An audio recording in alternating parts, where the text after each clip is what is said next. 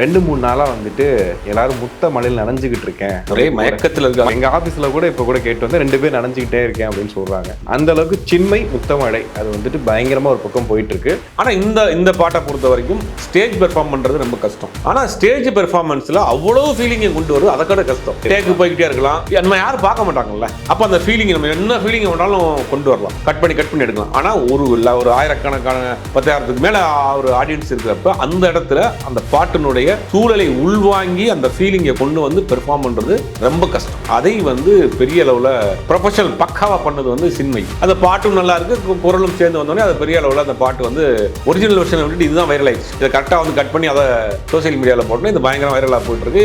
ஏன் இந்த பாட்டை வந்து சின்மை வாய்ஸ்லேயே நீங்க தமிழ் ரிலீஸ் பண்ணலாமே அப்படிங்கிற மாதிரி சோசியல் மீடியாவில் சின்மையின் ஆர்மிஸ் களத்துல இறங்கி பெருசா வேலை பார்த்துட்டு இருக்காங்க. சின்மை ரசிகர்கள் சொல்றீங்களா, சின்மை ஆர்மிஸ்னா யாரை சொல்றீங்க?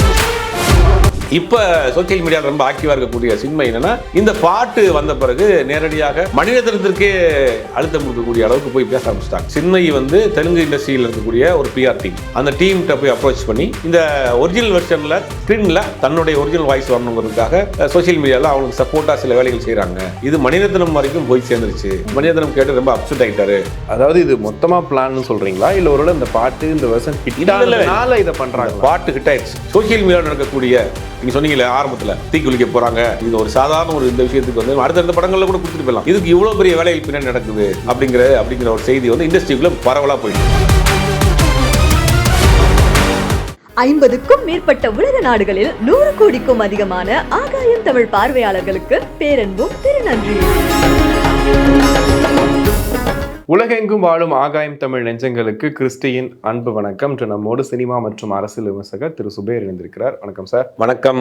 எப்படி இருக்கீங்க சார்? நல்லா இருக்கேன். 2-3 நாளா வந்துட்டு எல்லாரும் முத்த மழையில் நனைஞ்சுக்கிட்டு இருக்கேன், ஒரே மயக்கத்திலே இருக்காங்க. இப்ப எங்க ஆபீஸ்ல கூட இப்ப கூட கேட்டு வந்து 2 பேர் நனைஞ்சுக்கிட்டே இருக்கேன் அப்படின்னு சொல்றாங்க. அந்த அளவுக்கு சின்மை முத்தமழை அது வந்துட்டு பயங்கரமா ஒரு பக்கம் போயிட்டு இருக்கு. ஒரு பக்கம் இது போயிட்டு இருக்கும்போது இன்னொரு பக்கம் வந்து ஒரிஜினல் வெர்ஷன் தானே பாடியிருந்தாங்க, அவங்களே ஸ்டேஜ்ல பெர்ஃபார்ம் பண்ண வச்சிருக்கலாமே, இவங்களுக்கு தடை போட்டிருக்காங்களே, இவங்க எப்படி பாடணும்னு ஒரு பக்கம் போயிட்டு இருக்கு. இன்னொரு பக்கம் வந்து சின்மை வெர்ஷனை ரிலீஸ் பண்ணியே ஆகணும்னு சொல்லி கமெண்ட்ஸ் ஃபுல்லா போட்டுட்டு இருக்காங்க.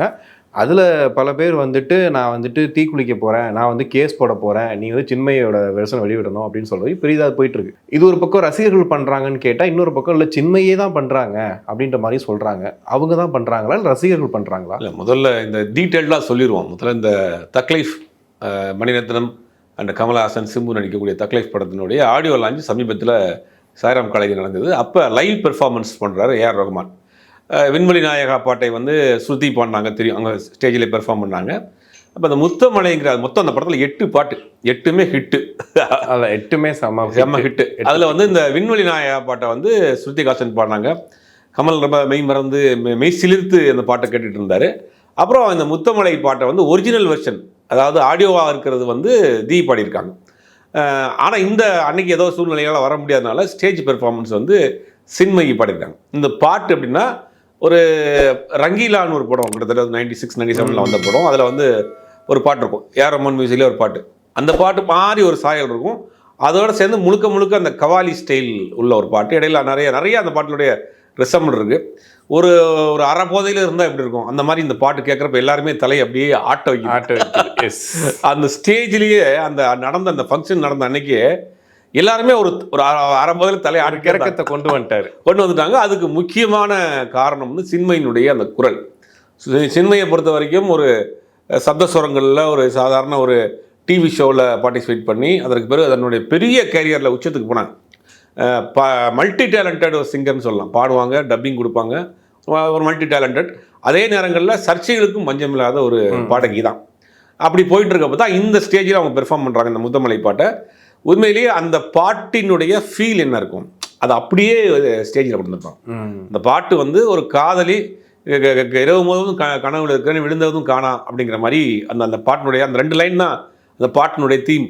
சொல்லப்போனால் ஒட்டுமொத்தமாக அந்த படத்தினுடைய பெரும்பாலான படத்தினுடைய கதை அந்த பாட்டில் இருக்கு மொத்தமாக இருக்குது. அந்த மாதிரி பல டீகோடிங் இருக்குது அந்த பாட்டில்.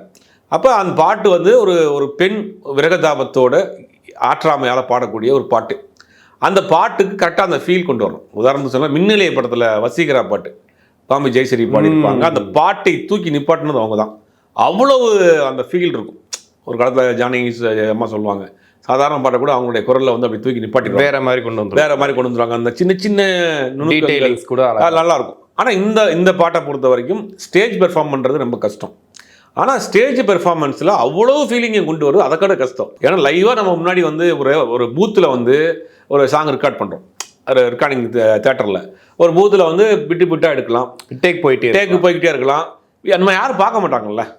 அப்போ அந்த ஃபீலிங் நம்ம என்ன ஃபீலிங் வேணாலும் கொண்டு வரலாம், கட் பண்ணி எடுக்கலாம். ஆனால் ஒரு ஆயிரக்கணக்கான 10,000க்கு மேலே ஒரு ஆடியன்ஸ் இருக்கிறப்ப அந்த இடத்துல அந்த பாட்டினுடைய சூழலை உள்வாங்கி அந்த ஃபீலிங்கை கொண்டு வந்து பெர்ஃபார்ம் பண்ணுறது ரொம்ப கஷ்டம்.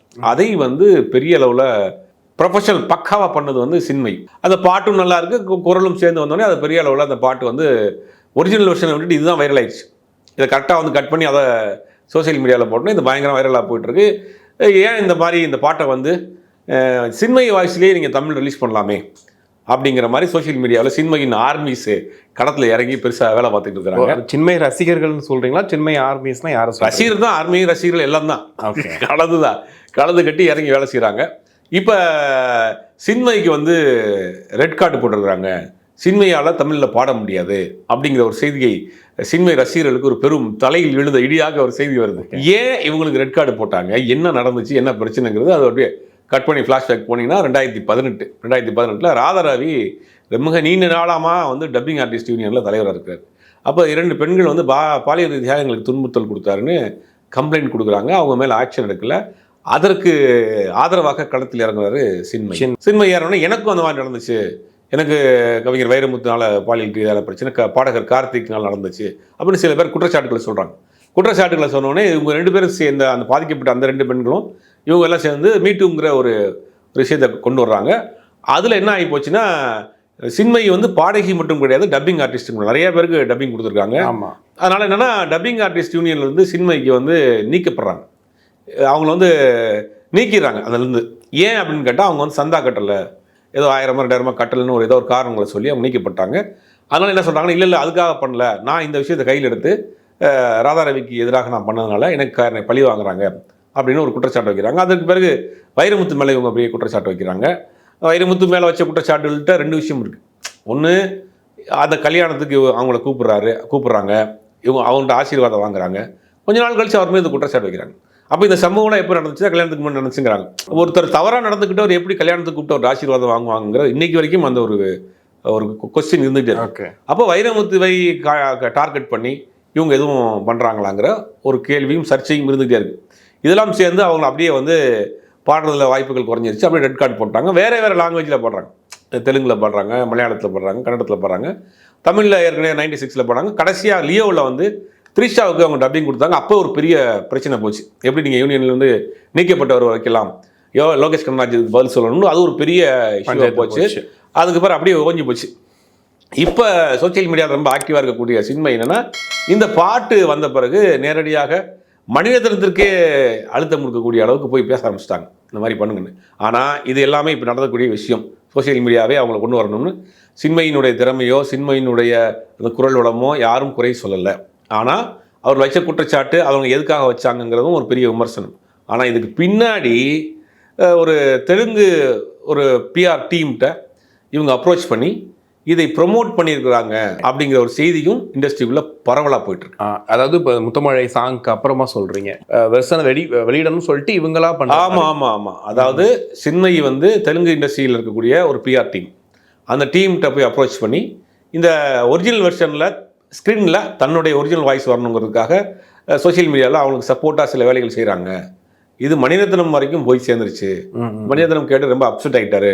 அதாவது இது மொத்தமா பிளான்னு சொல்றீங்களா, இல்லை ஒருவேளை இந்த பாட்டு இந்த வெர்ஷன் ஹிட்டால இதை பண்றாங்க? பாட்டு ஹிட் ஆயிடுச்சு. இந்த பாட்டு சின்மயி இந்த பாட்டுக்கு பெரிய அளவுக்கு உயிர் கொடுத்து ஃபுல் ஃபீலிங்கையும் கொண்டு வந்தாங்கிறதுல மாற்றுக்கிறது கிடையாது. அதோடு இருந்துச்சு. அதுக்கு பிறகு சோசியல் மீடியாவில் நடக்கக்கூடிய நீங்கள் சொன்னீங்களே ஆரம்பத்தில் தீ குளிக்க போறேன் இது எல்லாமே பிஆர் டீமுடைய வேலை. சின்மயி தன்னை திருப்பி இண்டஸ்ட்ரிக்குள்ள கொண்டு வர்றதுக்கு சில பிஆர் டீமை வச்சு இன்னைக்கு வேலை பார்த்துக்கிட்டு இருக்கிறாங்க. அது வந்து மணிரத்னம் அவருடைய காதுக்கே போயிடுச்சு. போயிட்டு அவர் ரொம்ப அப்செட் ஆகிட்டாரு.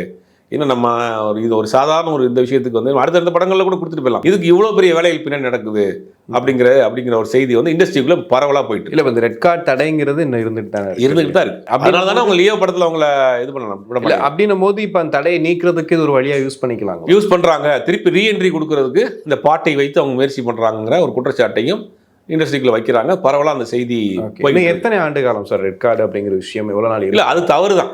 நீங்கள் அவங்க பெர்சனலாக அவங்க ஒரு மியூசிக் டைரக்டர்கிட்ட அவங்க பாட வரல, காசு வாங்கிட்டு பாடாமல் இருக்கிறாங்க, இல்லை ஒரு மியூசிக் டைரக்டர் பாடினதை இன்னொரு மியூசிக் டைரக்டர் அதே டியூனில் போய் பாடுறாங்க, தொழில் ரீதியாக அவங்க ஏதாவது தவறு செஞ்சிருந்தாங்கன்னா நீங்கள் அவங்களை தண்டிக்கலாம், ரெட் கார்டு போடலாம்.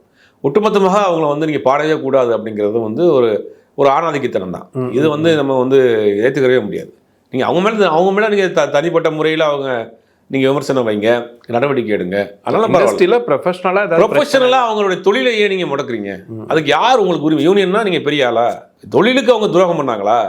அப்போ நீங்கள் கேட்கலாம். எத்தனையோ நடிகர்கள் பணம் வாங்கி நடிக்க வர மாட்டேங்கிறாங்க, கொடுத்த டேட்டுக்கு வர மாட்டாங்க, நான் அட்வான்ஸ் கொடுத்து 4 வருஷம் ஆச்சு, அவங்களுக்கு ரெட் கார்டு அதுக்கு போடலாம். நீங்கள் வந்து அவங்க பெர்சனலாக அந்த யூனியனில் இருக்கிற ஒருத்தரை வந்து உங்கள் கார்னர் பண்ணுறாங்க அப்படிங்கிறதுக்காக அவங்க மேலே தனிப்பட்ட முறையில் அவங்களோட ப்ரொஃபஷனல் லாக் பண்ணுறது என்ன ஒரு அராஜகம் தானது. அது இதை வந்து மறுபரிசீலனை செய்யணும். தனிப்பட்ட முறையில் நிறைய விமர்சனங்கள் சின்மை மேல் இருக்கிறது, அதில் மாற்று கருத்து கிடையாது. சின்மைகள் சில வேலைகள் செய்கிறாதுங்கிறது உண்மைதான். ஆனால் அதற்கு தொழிலை முடக்காதீங்கன்ற.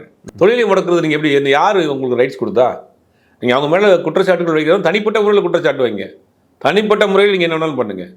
தொழிலை முடக்கிறதுக்கு யார்? ஒரு திறமையானவருடைய குரலை நீங்கள் ஏன் வந்து கட்டி போட்டு வச்சிருக்கீங்க? கண்டிப்பாக அதுதான் கேட்கணும்னு நினச்சேன். தமிழில் பாடலை, ஆனால் இந்த கடந்த ஆண்டுகளில் அவங்க கொடுத்த ஹிட்டெல்லாம் பார்த்தா அவ்வளோ பெரிய ஹிட்ஸ்லாம் கொடுத்துருக்காங்க. தெலுங்கில் எல்லா இடங்கள்லையும் அவ்வளோ சூப்பராக பாடியிருக்காங்க, இதெல்லாம் பண்ணியிருக்காங்க. அப்படின்னும் போது இவங்களுக்கு தாட்டே வந்திருக்காதா? ஏன் தமிழில் வளர்ந்தவங்க இன்றைக்கி இத்தனை பாடல்கள் பாடியிருக்காங்க, எத்தனையோ ஹிட் பாடல், இன்னும் சின்மை ஃபேன்ஸுன்னே ஒரு பிளேலிஸ்ட் எடுத்து பார்த்தா அவ்வளோ இருக்குது. அப்போ பண்ணலாமே, அதை ஏன் பண்ண? அதான் சொல்கிறேன். இதாவது வந்து நீங்கள் தொழிலை முடக்குவது, ஒரு திறமையாளரை முடக்கிறது, ஒரு திறமையை உள்ளே வரவிடாமல் தடுக்கிறதுங்கிறது வந்து அந்த யூனியனில் இருக்கக்கூடிய சீனியர் சிங்கர்ஸ் இதுக்கு குரல் கொடுக்கணும், சீனியர் டைரக்டர்ஸ், மியூசிக் டைரக்டர்ஸ் இதை பற்றி பேசணும், மியூசிஷியன் யூனியன் பேசணும். அவங்க பேச மாட்டேங்கிறாங்க. இது என்னன்னா ஒரு இந்த யூனியனுக்குள்ள ஒருத்தருக்குள்ள ஒரு ஒற்றுமை. அதனால நமக்கு எதுக்குப்பா வம்பு, நம்ம போல போயிடும் அப்படிங்கிறதுனால அவங்க அமைதியாக இருக்கிறாங்க. இந்த பாட்டு வந்து ஒரு பெரிய ஒரு பூமை கிளப்பி விட்டுருச்சு.